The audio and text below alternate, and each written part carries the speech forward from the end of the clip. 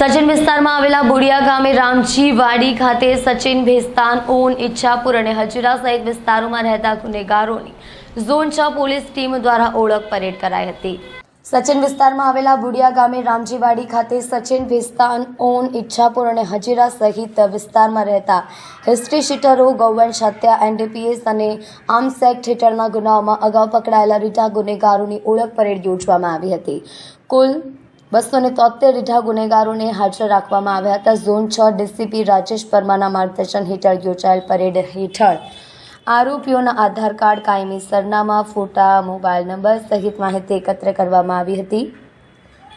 તેમજ ડીસીપી પરમારે અગાઉ અસામાજિક પ્રવૃત્તિ કરતા પકડાયેલાઓને ગુનાખોરીથી દૂર રહેવા અને કોઈ ગુનો આચરતા હોય તેવા ટપોરીઓની માહિતી પોલીસ સમક્ષ જાણકારી આપવા તાકીદ કરી હતી। આજરોજ સીપી સાહેબની સૂચનાને માર્ગદર્શન હેઠળ જે ઝોન 6ના જે 6 પોલીસ સ્ટેશન આવે છે તેમાં બોડી ઓફેન્સ, ટપોરી, એચએસ ની ઓળખ પરેડ રાખવામાં આવી છે। હવે આ ટોટલ અમારા આખા ઝોનના થઈને 273 આરોપીઓને અત્યારે અમે આ હોલમાં ભેગા કર્યા છે। આનો ઉદ્દેશ એક છે કે બધી પોલીસ અમને ઓળખે। ધારો કે 1-2 માણસ પોલીસ સ્ટેશનના ઓળખતા હોય, ભૂતકાળમાં જેણે પકડ્યા હોય 10 વર્ષના અમે ટોટલ બોડી ઓફેન્સના આ આરોપીઓને લીધેલા છે, તો અમને ખબર રહે કે આ આરોપી અમારા વિસ્તારનો છે। પહેલો ઉદ્દેશ અમારો એક આ છે। બીજો છે કે દરેક ઓળખે, એના કારણે કાલ ઉઠીને રાત્રે પેટ્રોલિંગમાં હોય, દિવસે હોય, ફરતો હોય એમને તો અમે તરત એને ટોકી શકીએ। નવા જે અમારા ભરતી થયેલા માણસો છે પોલીસના જવાનો એ પણ ઓળખી શકે, પીએસઆઈ, પીઆઈ પણ ઓળખી શકે। આના કારણે એક એવું થાય કે એનામાં ડર પેદા થાય કે પોલીસ મને ઓળખે છે, કોઈ પણ ગુનો કરવાના વિચાર પહેલા પણ।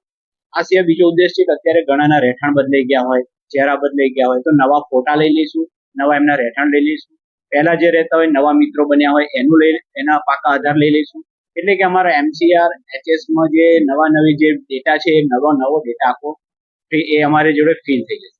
બીજો એ છે કે અમે અત્યારે એમને સૂચના આપી દઈશું કે પોલીસની નજર છે, એક સાયકોલોજીકલ ઇફેક્ટ થશે કે પોલીસની નજર તમારા પર છે, તમને આટલા અધિકારીઓ ઓળખે છે, એટલે કંઈ પણ આવું હશે તો તરત તમને પર અમારી વોચ રહેશે, એટલે ગુનો કરતા। મૂળ ઉદ્દેશ આટલો છે કે આ આરોપીઓને અમારી પોલીસ ઓળખે, એમને ખબર રહે કે પોલીસની એમની પર નજર છે। સુરતના અડાજણ વિસ્તારમાં 30 વર્ષ જૂના જનકપુરી અપાર્ટમેન્ટનો સ્લેબ રાત્રિના સમયે ધરાશાયી થતા સ્થાનિકોનો શ્વાસ અદ્ધર થયો હતો। સુરત મહાનગરપાલિકાના પાપે શહેરમાં જર્જરિત ઇમારતો, મકાનો જીવતા બોમ્બ સમાન છે। આવા ઘણા સર્જરિત મકાનો પડી જવાને કારણે મકાનમાં રહેતા લોકોના માથે જીવનું જોખમ રહેતું હોય છે। ત્યારે ગઈકાલે મોડી રાત્રે વધુ એક અપાર્ટમેન્ટમાં છત પડવાનો બનાવ બન્યો છે। સુરતના અડાજણ વિસ્તારમાં 30 વર્ષ જૂના જનકપુરી અપાર્ટમેન્ટનો સ્લેબ રાત્રિના સમયે ધરાશાયી થયો હતો। સ્લેબ પડતા બાજુની પ્રતીક્ષા રો હાઉસ સોસાયટીના સ્થાનિકોનો શ્વાસ અદ્ધર થયા હતા। અપાર્ટમેન્ટ ખાલી કરાવી દેવાયું છે, પરંતુ ઉતરાયું નથી।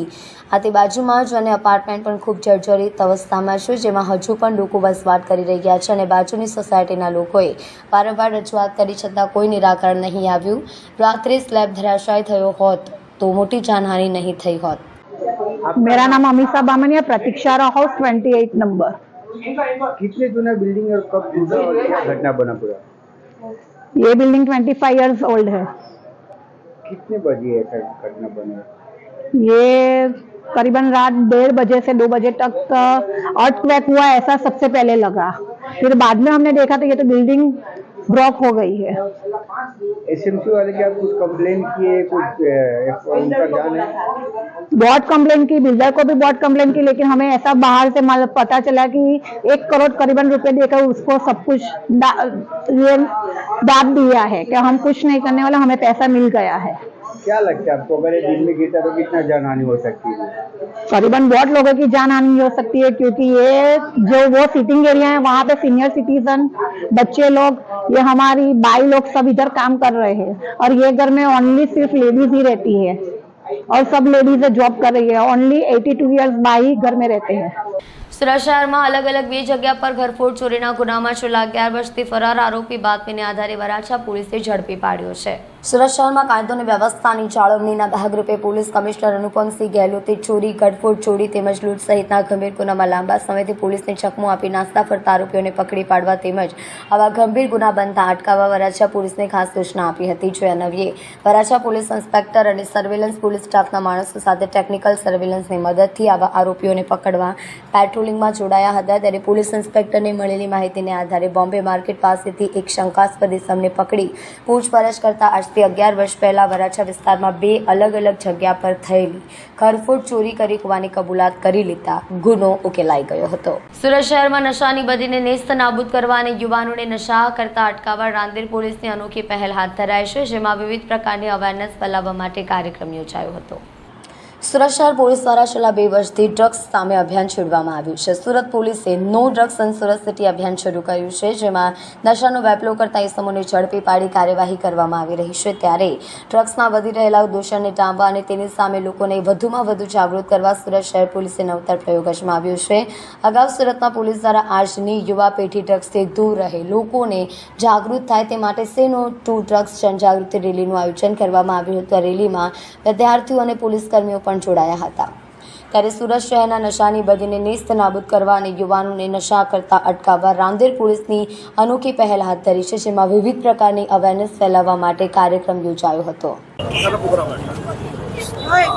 સીપી સરના આદેશથી સમગ્ર સુરત સિટીની અંદર એક અભિયાન ચલાવવામાં આવ્યું છે અને અભિયાનની અંદર જે પણ એવા સ્પોટ છે, ધારો કે અમે રાંદેર પોલીસ સ્ટેશનની વાત કરીએ તો રાંદેર પોલીસ સ્ટેશનની અંદર બાપુનગર અને સુભાષનગરની અંદર ગુનાહિત પ્રવૃત્તિઓ કરતા હોય એવી જગ્યાઓએ અમે સ્પોટ પહેલેથી નક્કી કરી અને એ લોકોને અવેર કર્યા છીએ કે તમારી જોડે જો ઘરમાં છરી, ચપ્પા, રેમ્બો, તલવાર કે આવું કંઈ પણ હોય તો એ તમે સત્વરે એ નાશ કરો એનો, અથવા પોલીસ એના ઉપર કડકમાં કડક પગલાં લઈ અને ગુનો દાખલ કરશે.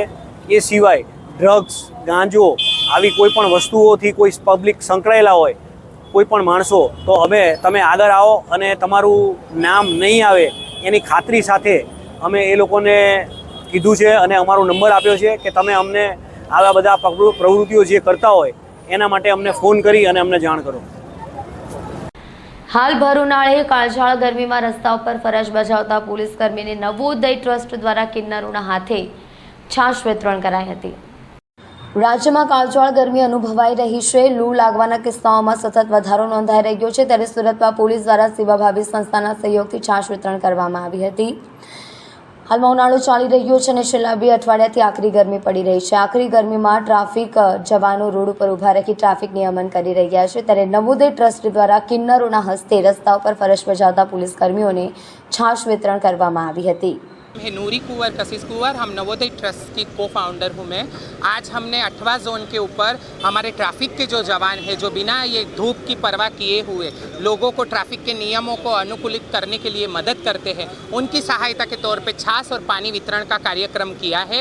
हमारी हेतल बेन और टंडेल साहिब के सानिध्य में आज हमने ये प्रोग्राम सोचा कि क्यों ना हमारे ट्रैफिक जवानों को, भाई बहनों को ट्रैफिक के अंदर अपने मदद करके छाछ और पानी का वितरण किया जाए. हम नवोदय ट्रस्ट हमेशा गर्मियों के अंदर कुंदा वितरण, पानी का वितरण, चप्पल वितरण करते आए हैं. ये किन्नर समाज के लिए लोग सोचते हैं कि भाई ये लोग का जो हो रहा है वो बुरा है, एक टैबू के तौर पर हमें लिया जाता है. लेकिन जो हमें भी सही व्यक्तियों के सानिध्य में लिया जाए, मार्गदर्शन दिया जाए, तो हम भी समाज के सेवा काम में सत्कर्म में आगे आ सकते हैं. नवोदय ट्रस्ट हमेशा किन्नर समाज के लिए, महिलाओं के लिए, बच्चों के लिए काम करता आया है. और जो मेरे सूरत धरती के जजमानों का और लोगों का हमको साथ रहा, तो हम आगे भी अच्छे काम करते रहेंगे.